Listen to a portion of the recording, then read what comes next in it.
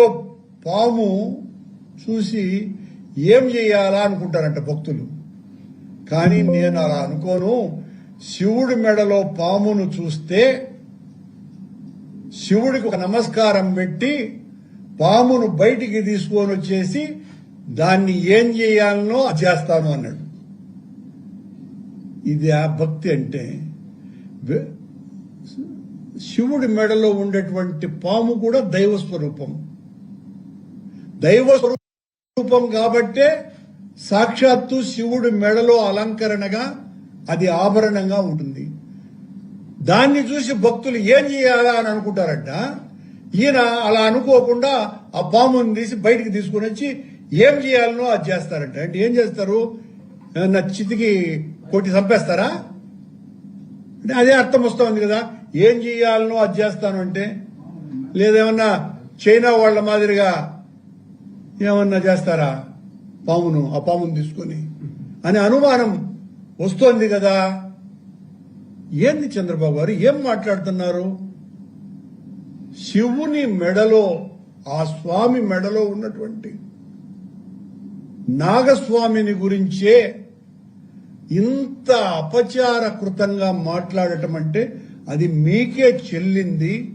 చెల్లుతూ కూడా మమ్మల్ని దైవదోషులుగా చిత్రీకరించగలిగేటువంటి ఉన్నతమైనటువంటి స్థితిలో మీరు మేనేజ్ చేయగలరు అన్నటువంటి విషయం అందరికీ తెలిసినటువంటి విషయం.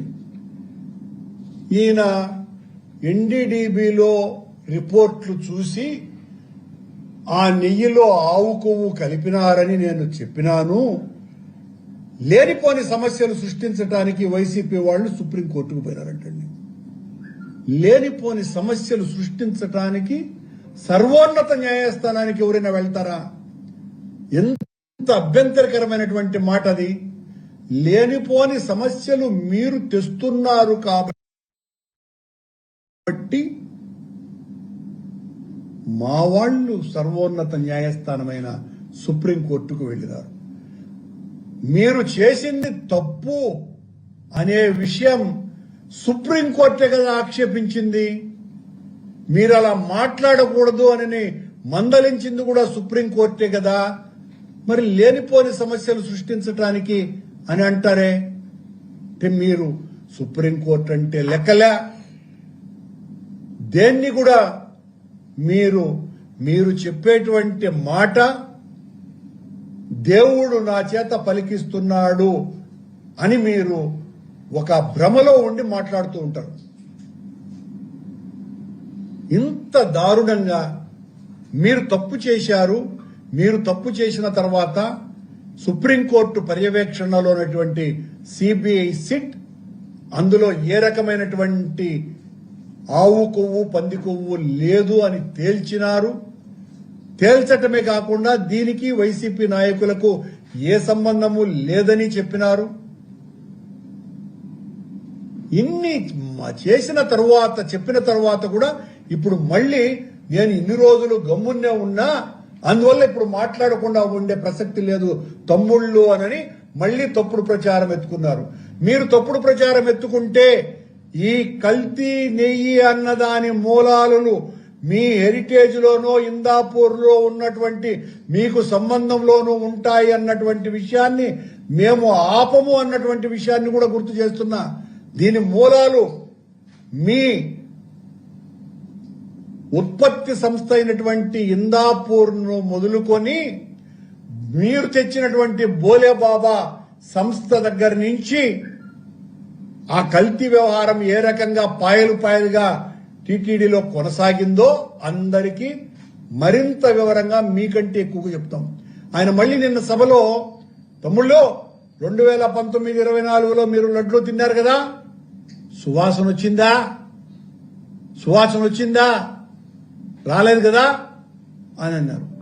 అయ్యా చంద్రబాబు గారు, మీ హయాంలో 2018లో అంటే మొత్తం కాలం అంతా చేసి ఉంటారులే, 2018లో మాకు దొరికినటువంటి డాక్యుమెంట్ ఎందుకు నాయన సువాసనలు కలిగినటువంటి నెయ్యితో లడ్డూకు మేకప్ చెయ్యాలని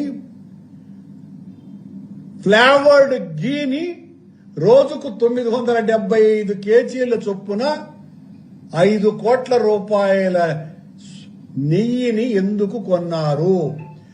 లడ్డు అద్దిన తర్వాత, లడ్డు రూపం తెచ్చిన తర్వాత ఈ సువాసన కలిగేటువంటి లడ్డూను ఎందుకు అద్దినారు?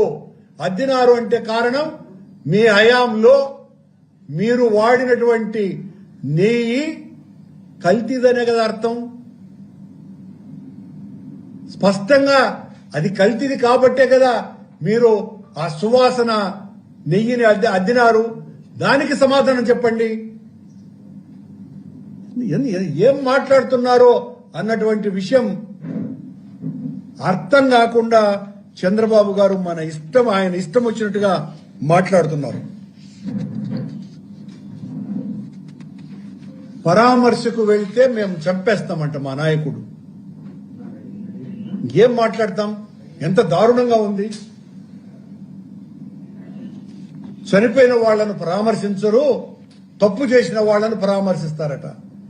మీరు తప్పుడు కేసులు బనాయించి మా వాళ్లను జైళ్లలో నెడుతున్నారు కాబట్టి ఆ అన్యాయమైనటువంటి వాళ్లను, అన్యాయమైపోతున్నటువంటి వాళ్లను మా నాయకుడు పరామర్శిస్తున్నారు.